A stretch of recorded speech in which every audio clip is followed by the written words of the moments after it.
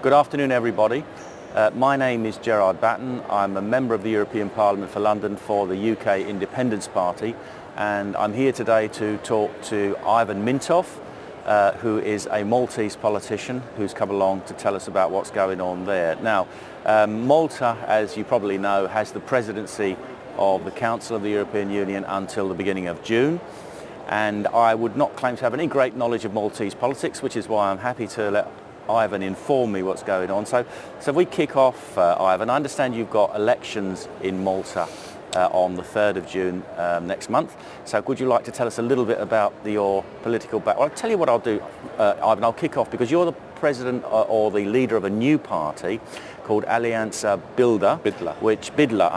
Got that wrong. Alleanza Bidla, which means Alliance for Change. Right. So tell us a little bit how you came to be leading that party, and then talk about the political situation in Malta, please. Thank you, first of all, for having us on the programme. Alleanza Bidla is basically an alliance of left-wingers and right-wingers fed up with the political system in Malta that wanted change. They don't want to play the ping-pong game anymore, where one party waits its turn to be elected and does whatever it wants for 5 years and then is by default thrown away, and the other party on the other side gets elected and they carry on exactly where the other party left off. We want to see a different political system. We want to see a system where the voters get a real opportunity for a choice, which is presently not there.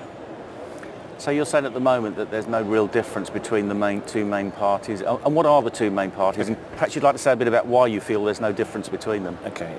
The left wing and the right wing in Malta. You've got the left wing being the PL, and the right wing being PN. They're the same, in effect.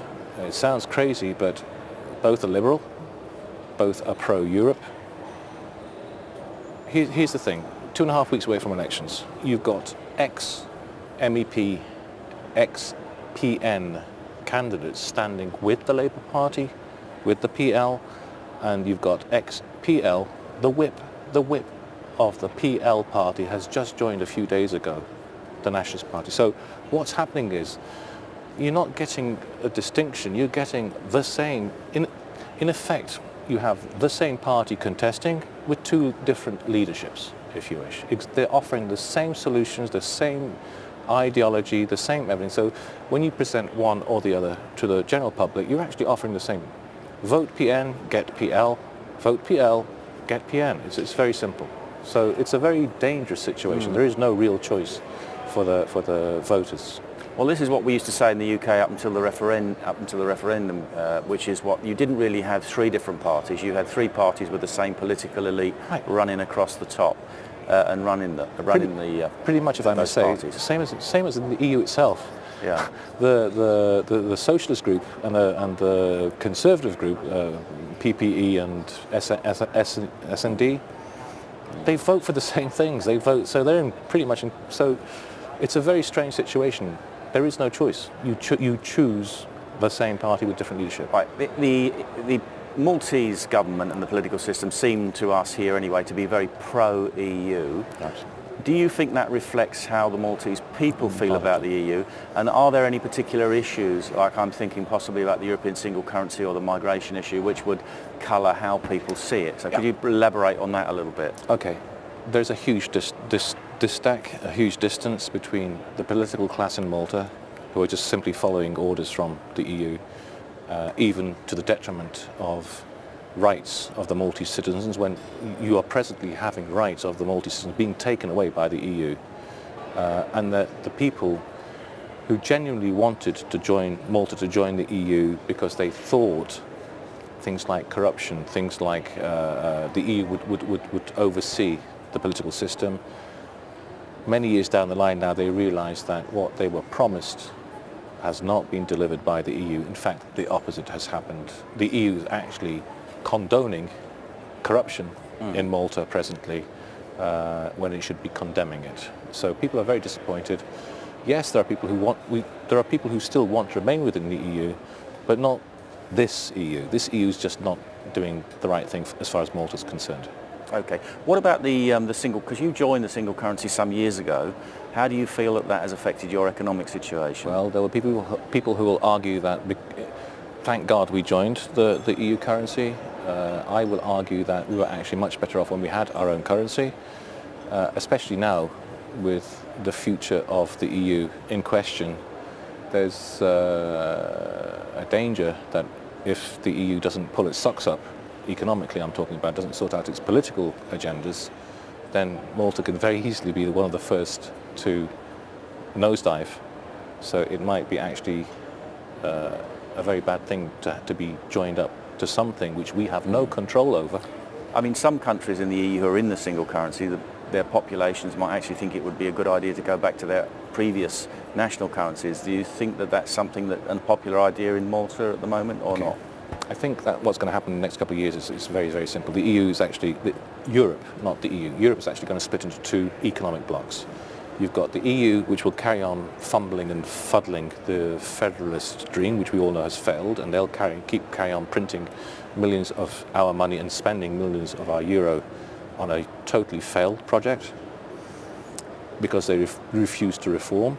And then you have a second block, which is actually forming once Britain actually leaves, which will be the Commonwealth bloc. So you're talking about Britain, Canada, New Zealand, Australia, India, together with the American bloc, because of the relationship. I believe that that Commonwealth bloc, economic bloc, is ideal for Malta. Malta is also in the Commonwealth. Yeah. It's ideal, why? Because first of all, we keep our sovereignty, Yeah. which is crucial as far as Alleanza Bidla is concerned. The two parties have thrown away our sovereignty, Maltese identity, Maltese culture, Maltese values to new liberal ideology that is just so anti-Maltese, and it is harmful. The real bloc that we should be in is the Commonwealth bloc, which is going to be far bigger than the EU bloc for a start. It's based on one-to-one relationships between countries, which means that we can have a great deal with Canada, for instance, but we might not agree on the same thing with India. It gives us our sovereignty, it gives us our right to decide for ourselves economically, and it is exactly where the EU should be, but of course the EU being led by people who have other interests other than the people presently are not understanding. Yeah, I mean, it's a curious thing, isn't it, that you've got the parties of the left and the right supporting the same kind of system, which is ruled by international bankers. It's a bit puzzling, actually, to the observer, is why they all go along with this model, which you would think that at least the left wing would object to, if not the right wing. Cheap propaganda, which people are just taking up and understand. They're not understanding, as you say, they're not understanding the real consequences of these kind of decisions. A country must remain sovereign. It must make its own decisions in the best interest of its people. Even democracy. Democracy is built on the state rather than nation state. So it is curious. The present. Let's take Malta for now. 2.5 weeks away from elections. Nationalists in the Labour Party, Labour people in the Nationalist Party, PNPL. Same ideology. Everything is cooked, if you wish. Everything is geared up to ensure that the power is shared between them. They're doing absolutely everything possible to silence anyone and anything that can stop their power game and actually give power back to the people. Yeah. We believe we can do it. Well, this brings us up onto the mechanics of the elections in Malta, which you have about 250,000 voters, I believe, something like that, and about 65 seats in your parliament. Would you like to say a brief bit about how the system works, what you want to achieve in terms of electoral success, and what difference that could make afterwards from your point of view? Okay. Realistically, Alleanza Bidla is a small party. There is no way it can take control of the government by itself. It must therefore think of a coalition government scenario rather than a single government. We know that both governments are not serving the people but serving themselves. They're more concerned with keeping power rather than the harm that they're doing to Maltese reputation right now with all the scandals that are happening. Malta used to have a reputation of being honourable, hard-working, decent, great place to bring your kids up. Now it is referred to as the Panama of Europe, which is very heartbreaking. We intend to be in a coalition government with whoever of them gets elected, because one of them will be in government, and with us being there with them, it means that we will be the moral safety valve. The morals that they don't have at presently, we will be there to represent the people who want decent politics, not politics where the few at the top grab everything and we have to... Yeah, I suppose the problem you have, like all small parties, is actually persuading people, even though, you know, we have this thing in the UK, because we have a first past the post system, people tend to vote for what they are least frightened of rather than what they actually want, and the task is to actually get them to vote for you. I think yours is slightly easier, isn't it, in that it's a form of proportional representation. It's a mixture of both. It's a mixture of both. What the voters out there have to realise is that actually there are differences. We've proven already in this electoral campaign that, you know what, you don't have to play within the parameters that they have set up for you. There are different ways. We believe that we have a formula which will actually give power back to the people. It'll come out in the next couple of weeks. It's not hard to achieve. What is hard to actually beat right now is the mentality, as you rightly described, that, well, I have to vote for the big parties, otherwise it's a wasted vote. The wasted vote is when I vote for one party and know that I'm getting the same as the one that I don't want. Yeah. So if people think this out logically rather than emotionally, by having a third party there will be a safety valve. They know who Alleanza Bidla is. They know that we've been straight. They know that when we've been offered money and jobs and whatever, we haven't taken up. We haven't given up our principles like the other parties have done. We will not give up our principles because our party is built on principles. We are very much a Christian party, so anything that goes against that belief is totally out for us. So we will stake our reputation and our future on being the safety valve of whoever is in government next. But what about access to the media and coverage? Because that's always a problem for small parties. What's the situation in Malta for you? 2.5 weeks away from the general elections, we have had zero coverage on TV and on radio, and a smattering on only a few papers. Although the law prohibits stations from not allowing us a voice, it's happening. The good news for us is that that means that they are frightened of us. Yeah. They are genuinely frightened of us because they are not allowed, because they know that we have the formula to break their power and return that power to the people. They know exactly what we're doing, and they're fighting us tooth and nail quietly in the background to prevent us being heard, because they know that there's a huge amount of people out there, or rather a big enough group out there to give us the 1 seat, 2 seats, 3 seats that will change the power struggle once and for all and return real democracy and decency into politics. Well, I agree. I think you can't really claim to have a democratic system unless you've got some voices there who are giving a different point of view. But on the mechanics of the election, again, it must be a bit easier for you than some of us, because you've actually got a fairly small geographical area and you've got people concentrated. So if you haven't got access to the media, what about actually canvassing and going out and talking to people, and social media, for example? Exactly. How are you using that? There are other mechanisms that can be used to attract the voters. We're quietly confident. Of course, we always want to reach more people. We want to hit bigger targets, bigger audiences, but we're quietly confident that actually there are enough people out there fed up of the two-party system that want change to happen, that are actually working on their own steam quietly. There are groups of people who no longer feel represented. Yeah, and as you said something about the social aspects of membership of the EU and the fact that Malta is a Christian country, and you're having... Let's take a few examples. Both parties are liberal, both parties are happy to throw away Christian belief. Malta's a very, very Christian country, Roman Catholic as well as other denominations. And these people are not happy to vote for parties who are throwing away Christian values. We're back to Maltese identity, Maltese value and Maltese culture. You've got people who are Eurosceptic in Malta. In the last referendum, 48% of Malta voted against joining the EU. None of the big parties now represent these people who...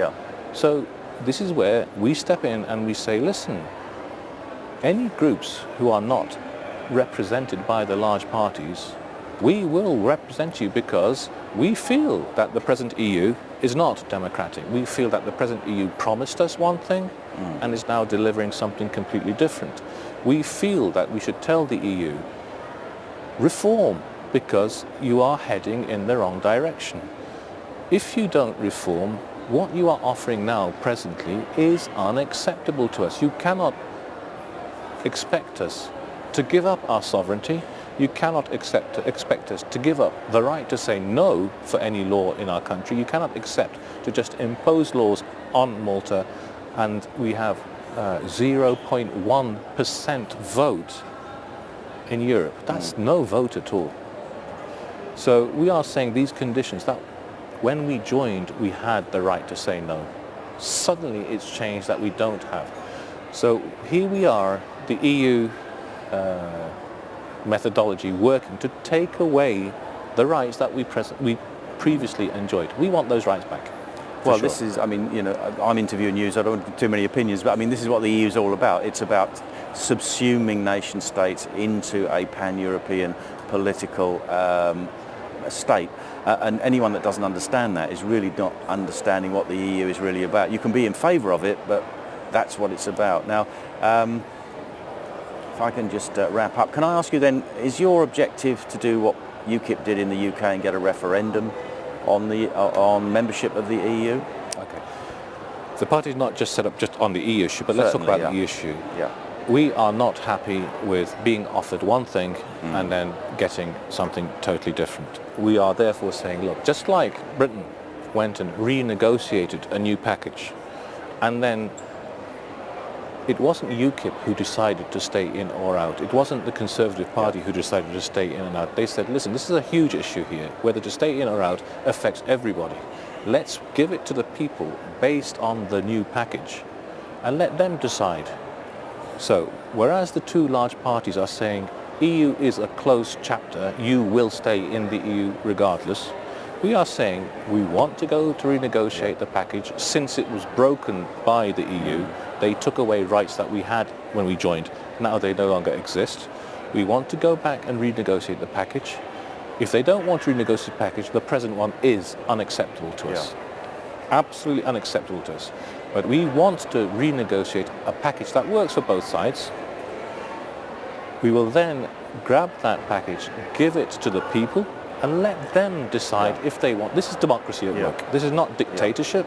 This is democracy at work. We're hoping that within 2.5 weeks, the people realize that there are huge advantages by having a third party in Parliament, which will be the second one in government, a coalition government. There are only advantages in having a coalition government rather than having one government in power that, through experience, if it's the Nationalist Party, it abused the system. Plenty of corruption stories there that one could refer to. If it's the Labour Party, the same thing again. Corruption stories that everybody knows of. So it's about having a different voice. It's about having a safety valve, a moral safety valve. If they're doing good for the country, all well and good, it's backed.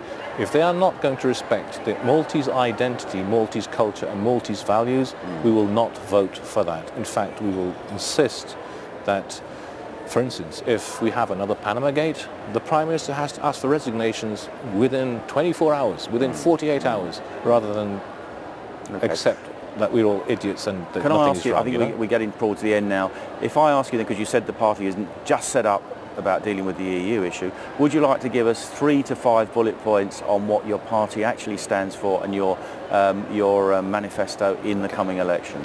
First of all, our country is wide open. Thanks to Schengen, thanks to the rules being imposed on us by Europe. First thing that Malta has to do is to secure its borders, because we are a small island in the illegal immigration routes. We have zero protection of our own people. Our people no longer feel safe in Malta, so we need to have secure borders with a controlled gateway into Malta. So we will allow people who are legitimately coming in and out of the country, but then it's not anybody can come in or out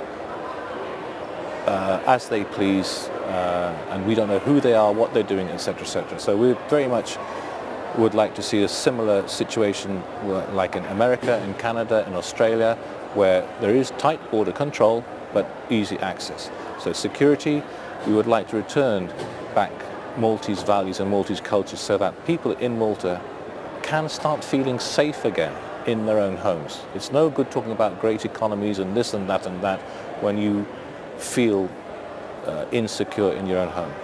We want decision making, we want sovereignty back. These are the main points that we insist have to happen. So there are plenty of policies that we can talk about, education and all that kind of stuff, but the foundation, if you wish, is to have,